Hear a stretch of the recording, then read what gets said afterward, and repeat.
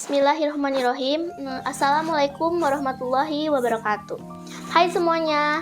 Di sini saya Nur Asyifa Permata Kania dengan NIM 11940300104 dari kelas MD4C akan menjelaskan tentang asuransi syariah. Oke, pertama saya akan menjelaskan pengertian asuransi dan pengertian asuransi syariah. Mohon disimak ya. Adalah menurut Kamus Besar Bahasa Indonesia atau menurut KBBI, asuransi adalah ruang lingkup pertanggungan dan merupakan kesepakatan antara kedua belah pihak. Sementara definisi asuransi dikutip dari OJK atau Otoritas Jasa Keuangan, yaitu yang merupakan perjanjian antara perusahaan asuransi dengan pemegang polis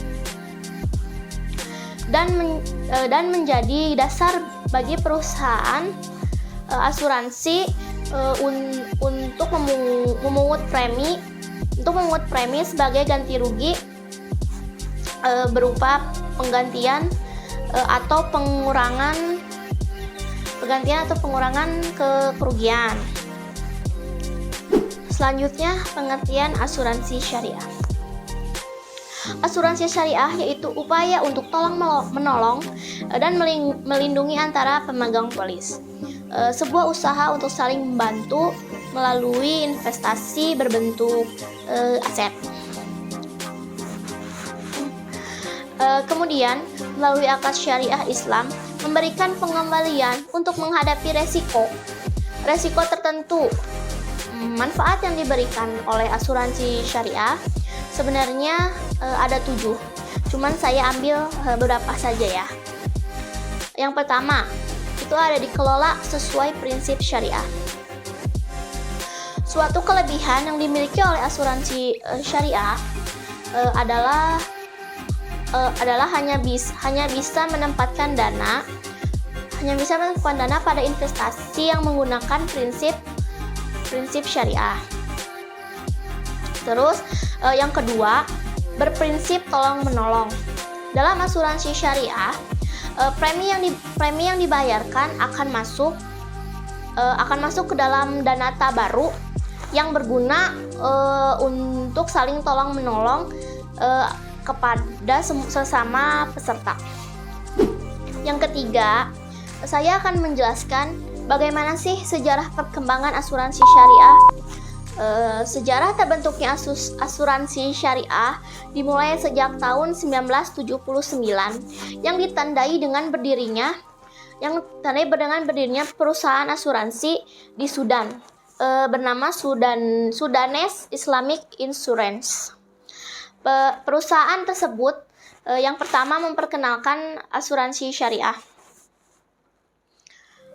Perkembangan asuransi syariah di Indonesia berawal pada tahun 1994. Berdiri PT Syarikat Takaful Indonesia atau STI, tepatnya pada tanggal 24 Februari 1904 diprakarsai oleh tim pembentuk asuransi Takaful Indonesia atau TPATI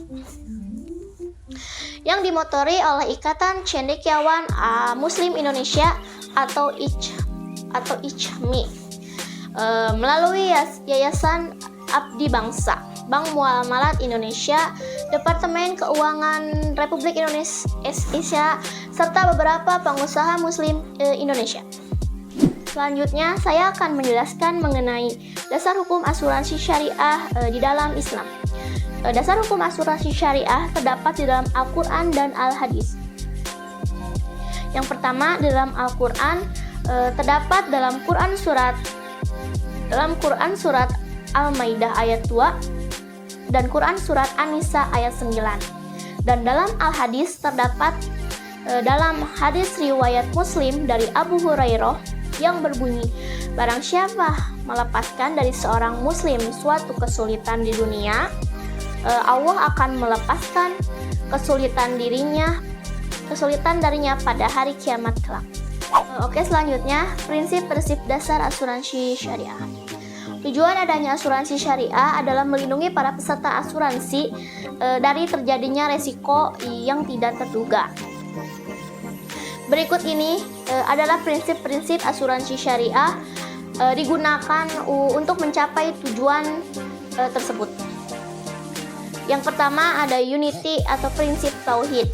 Prinsip ini merupakan prinsip yang menyatakan bahwa setiap perbuatan serta kebangunan hukum harus mengacu pada nilai-nilai ketuhanan.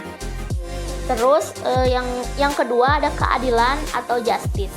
Prinsip kedua adalah terpenuhinya nilai-nilai keadilan antara pihak yang terikat dengan akad asuransi. Yang ketiga ada tolong-menolong atau ta'awun. Seorang yang masuk asuransi harus mempunyai niat dan motivasi dari awal untuk membantu sesama rekannya atau meringankan beban rekannya yang suatu saat mungkin mendapatkan musibah atau hal yang tak terduga. Yang keempat ada kerjasama atau cooperation. Kerjasama bisa bentuk asuransi, bisa berwujud dalam bentuk akad yang dijadikan acuan oleh kedua belah pihak yang terlibat, yakni anggota dan perusahaan asuransi. Yang terakhir, 5, amanah atau trustworthy.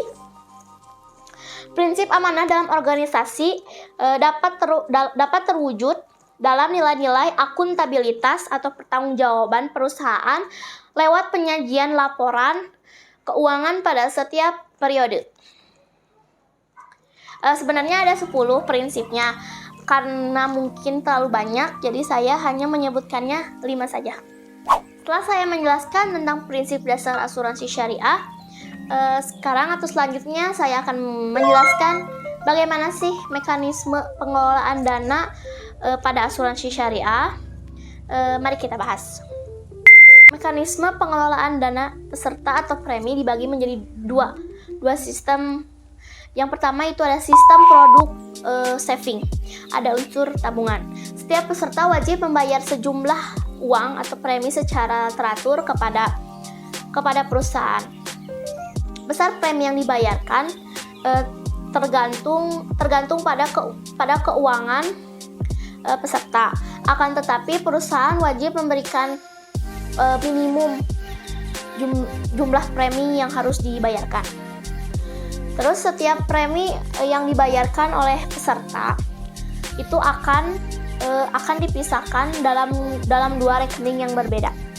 Yang kedua ada sistem produk non-saving, atau setiap premi yang dibayarkan oleh peserta akan dimasukkan ke dalam rekening tabungan tabaru perusahaan.